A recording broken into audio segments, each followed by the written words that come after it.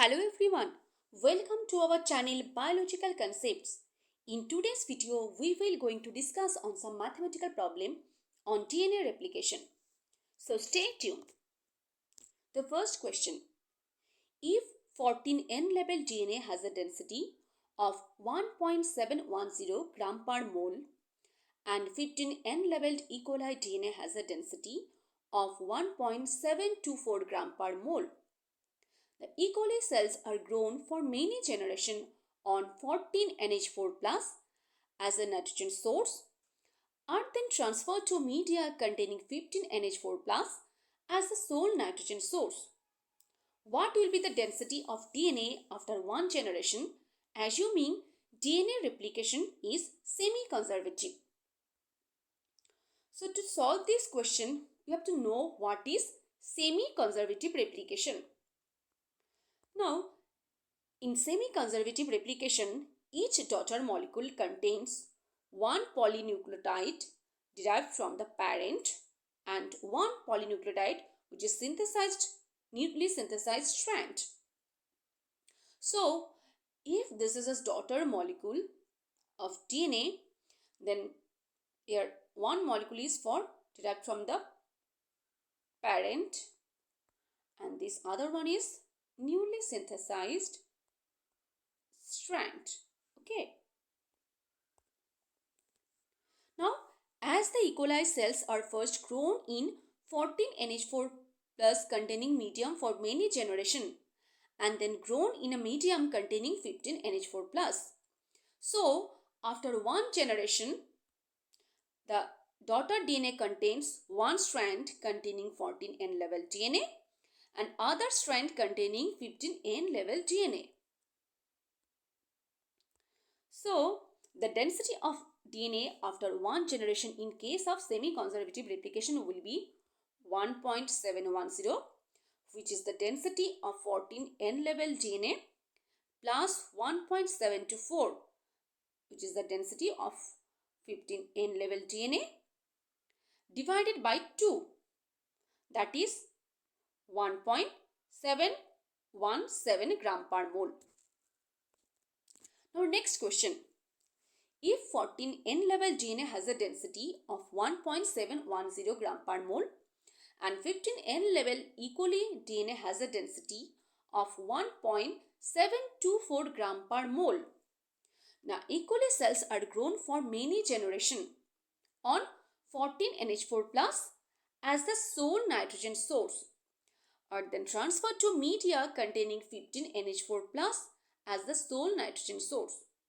Then what will be the density of DNA after one generation, assuming DNA replication is conservative? Again, to solve this question, we have to know what is conservative replication.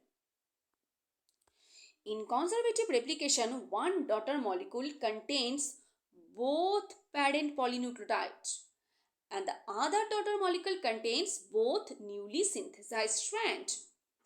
So, if there is two daughter molecule, then for this one,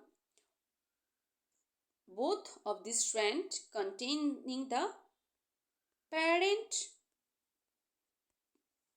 polynucleotide and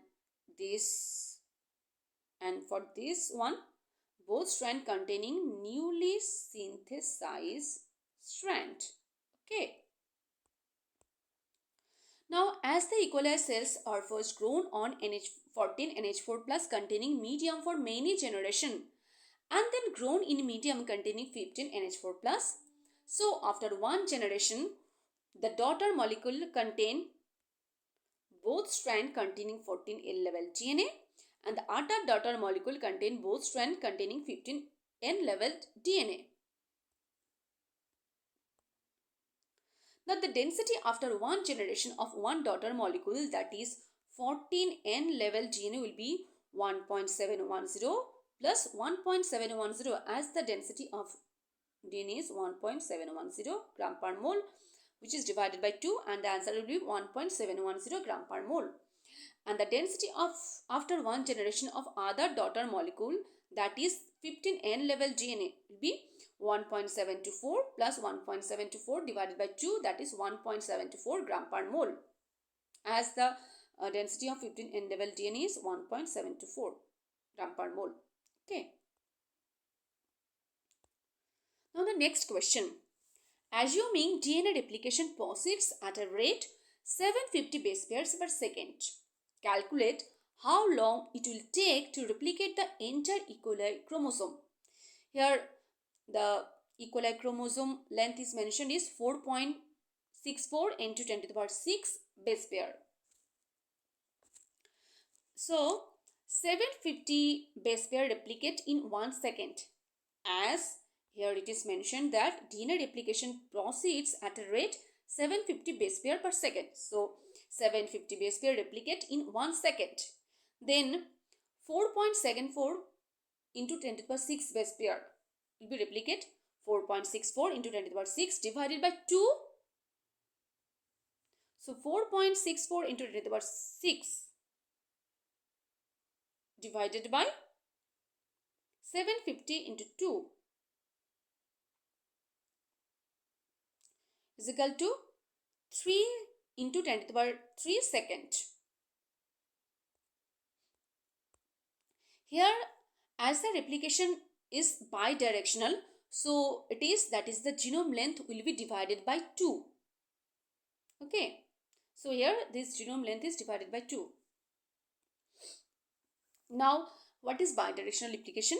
Bidirectional replication involves replicating DNA in two directions at the same time from the starting point, which results in leading strand and a lagging strand.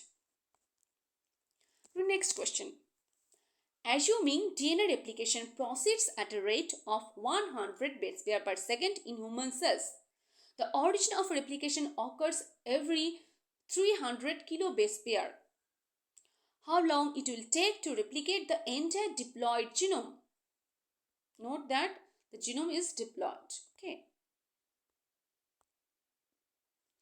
The diploid human genome length is 6 into 10 to the power 9 base pairs.